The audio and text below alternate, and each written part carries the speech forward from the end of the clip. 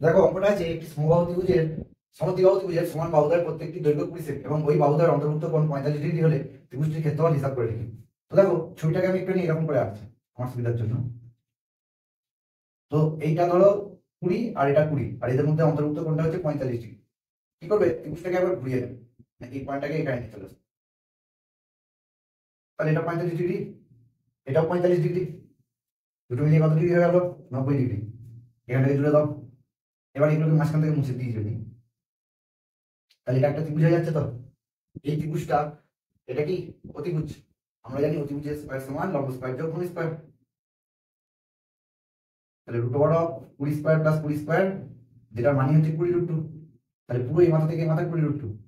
পরেরটাকে যাবো, নাম দাও এ বি সি ডি ও। তাহলে এটির দৈর্ঘ্য হচ্ছে 20√2। তো কেউ দৈর্ঘ্যটা নিশ্চয়ই কত হবে?